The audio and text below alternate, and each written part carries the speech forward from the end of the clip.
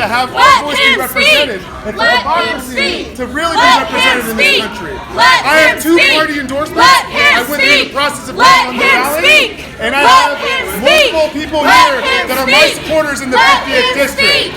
Please let us speak here at this debate. Please let us have a voice in this debate. Right now.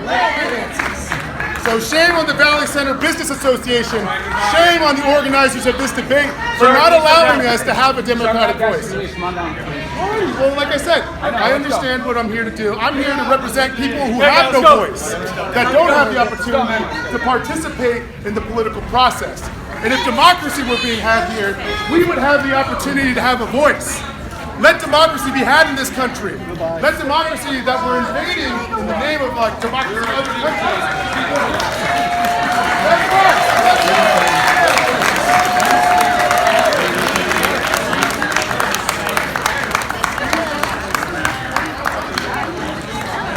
Hey Jose, I will offer to debate you after the forum. Stick around. I will debate you.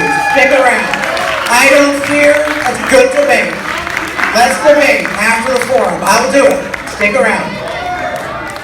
Yeah. Of course. If anything, there's a real sense of urgency on what we did because, I work in a call center right now that processes a lot of people's insurance benefits, and there's a real sense of urgency. People are in tens of thousands of dollars in medical debt. I hear some really, really horrifying horror stories about the for-profit private insurance industry in this country.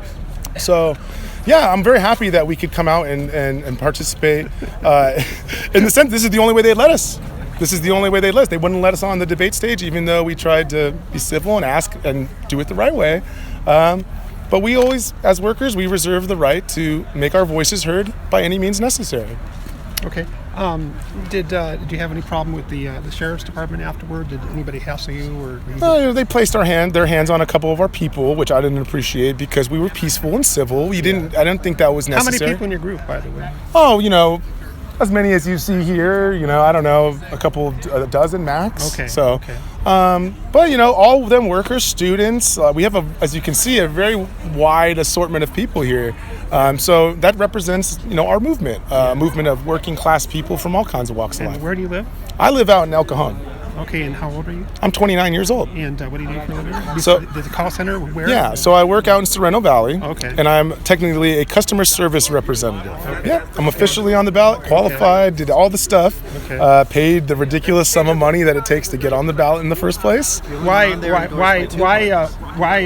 potentially take away votes from a Democrat who has a chance of career of defeating a Republican? Well, I don't like the framing that we're taking away anything from Amar. He couldn't beat Duncan Hunter when he was running by himself and Duncan Hunter was under indictment. Yeah. So for him to blame little old me would be, I think... He's not blaming me. I'm saying people might blame Well, that's what I'm saying. If anyone was going to blame little old me for Amar not being able to clinch the 50th district, even when Duncan Hunter was under indictment, then I would just point to that fact. Did you run in the last election? No. But I was saying that if he wasn't able to clinch the election this year, I would point to his poor positions and his, shameless pandering, I think, right? His trying to live in two worlds at the same time of presenting himself as a conservative and also progressive. Right. You can't coexist in both of these worlds. And so, where I come from, we have a phrase, don't fake the funk, right?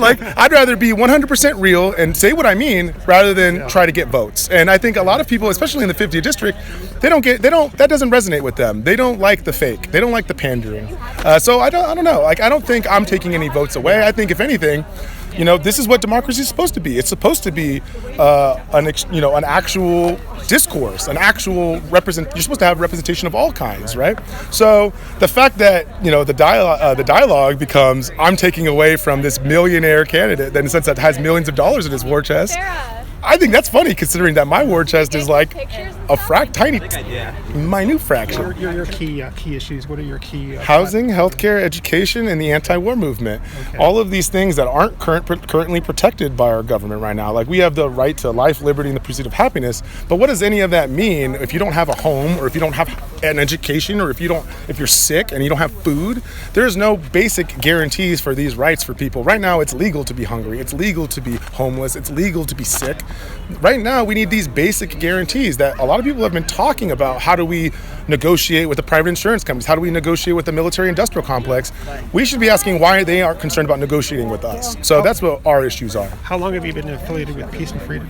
So I've been registered Peace and Freedom since I think late 2016, early 2017. I jumped right on after the last election. What were you before that? I was a registered Democrat. So I was a registered Democrat. I started organizing. The El Cajon Police Department shot and killed someone in the parking lot of my dentist's office, actually, back in 2016. And I realized that we needed an actual people's alternative. The Democratic Party doesn't particularly represent people like myself. We like to, not so affectionately call it the graveyard of progressives, right? Because ultimately, what we're seeing is a lot of talk and not a lot of action. So I switched my party registration, and I've never been happier fighting for a real people's party.